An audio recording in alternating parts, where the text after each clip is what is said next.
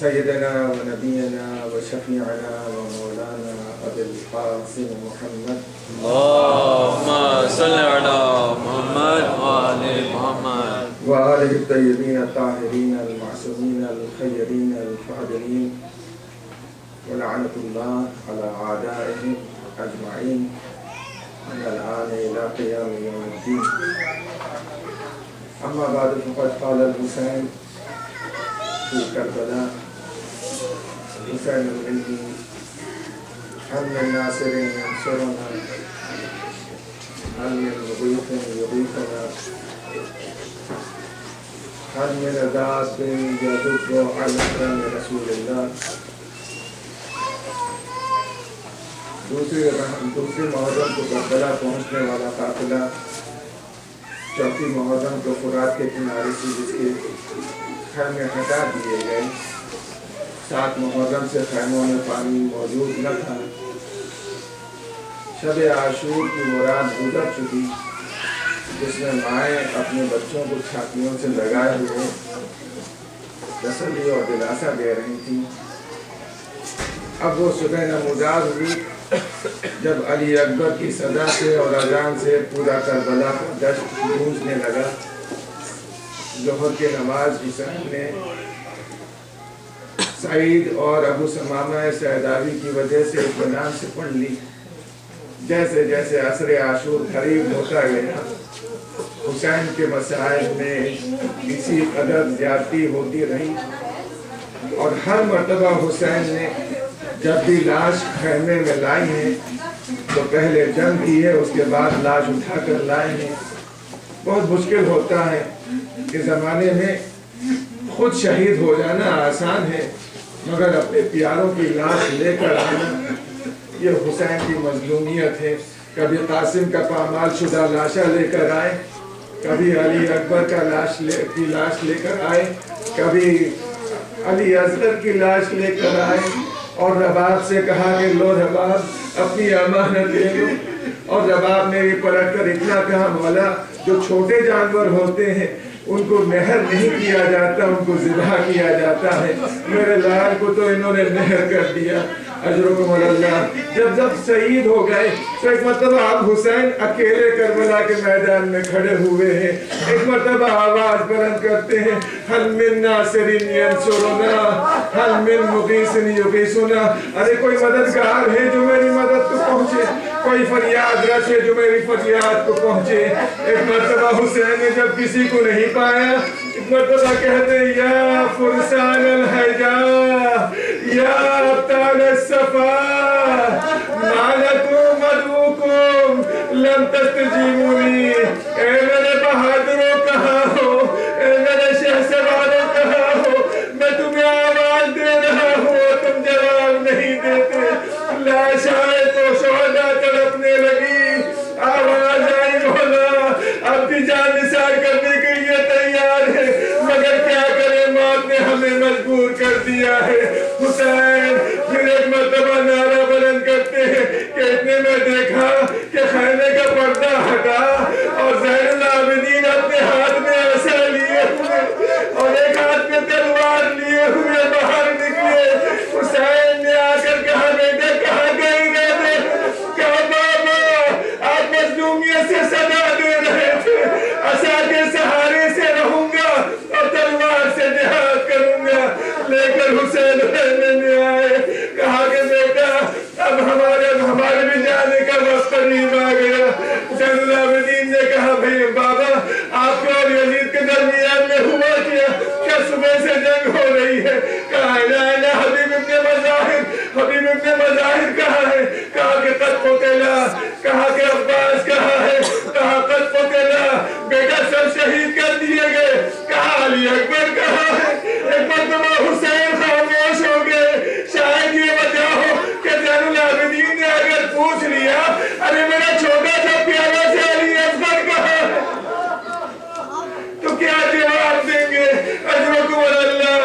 حسین نے وصیتیں کی, زین العابدین کو تسلی اور دلاسا دیا اور دینے کے بعد آخر میں کہا بیٹا جب لوٹ کر مدینے جانا تو میرے شیعوں کو میرا سلام کہہ دے.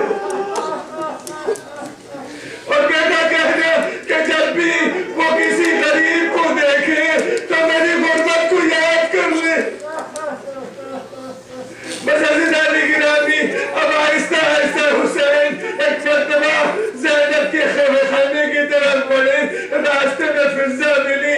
फिजा से कहा फिजा जरा खुदा लिबास लेकर आ जाओ, और देखो वो लिबास मेरी बहन देखने न पाए। फिजा छुपा कर लिबास चली, ज़ैनब की निगाह पड़ी, कहा फिजा क्या लेकर जा रही हो? फिजा ने छुपाना चाहा, ज़ैनब ने कहा फिजा तुम्हें मेरी हक का मेरे हक की कसम है, बताओ क्या लेकर जा रही हो? फिजा ने लिबास को सामने रख दिया। ज़ैनब ने लिबास को देखा, कहा फिजा ये तो मेरे भाई का कफन है।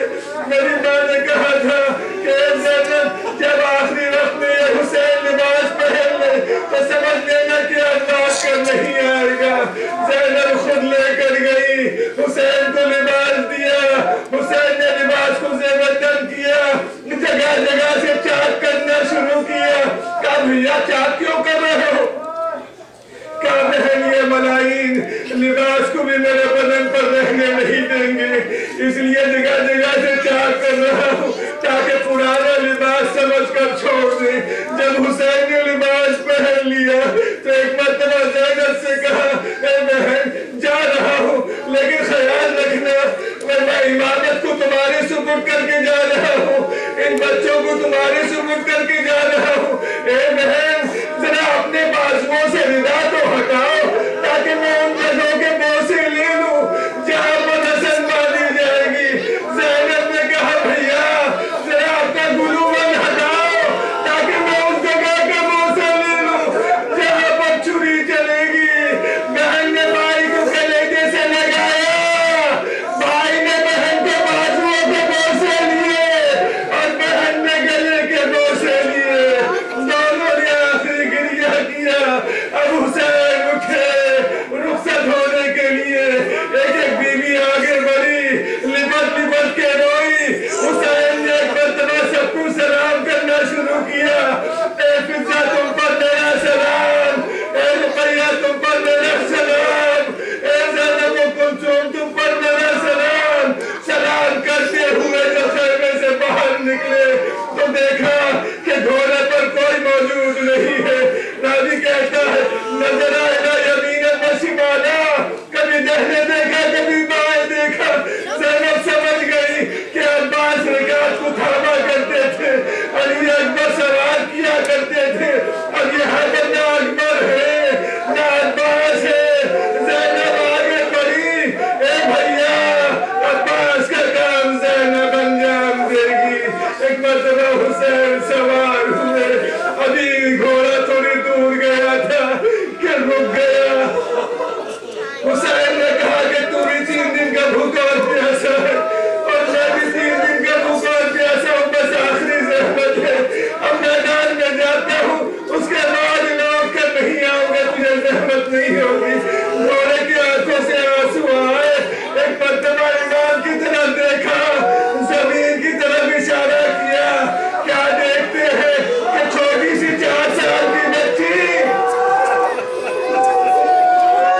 किताबों से लिपटी हुई ये फरियाद कर रही है, ए बाबा के घोड़े, बाबा को मैदान में न ले जा, सुबह से जो गया है वो वापस नहीं आया। हुसैन घोड़े से उतरे, बच्ची को सीने से लगाया, कहा कि बेटी अब बाबा को जाने दो, दादी इंतजार कर रही है। सकीना को रुखसत किया, मगर मुझे नहीं मिलता कि सकीना खैमे में गई होगी।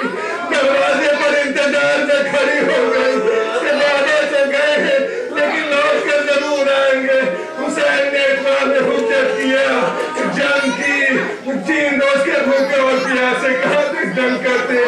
एक मर्तबा तलवार को मियान में रखा और जैसे ही तलवार मियान में रखी हुसैन ने कहीं से नेज़े आने लगे, कहीं से तीर आने लगे, कहीं से गुर्ज लगने लगे, कहीं से पत्थर लगने लगे।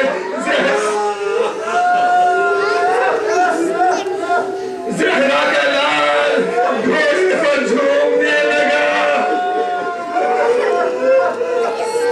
घोड़े ने देखा कि अब हुसैन को उतारने वाला कोई नहीं। घोड़े ने अपने पैर बिछा दिए,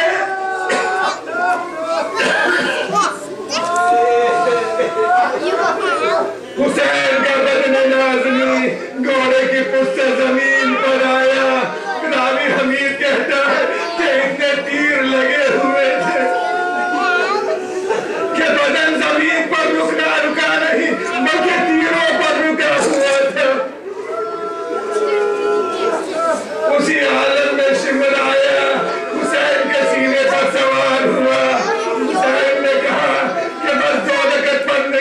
इजाजत दे दी, उसने 2 रकअत पढ़ने की इजाजत दी।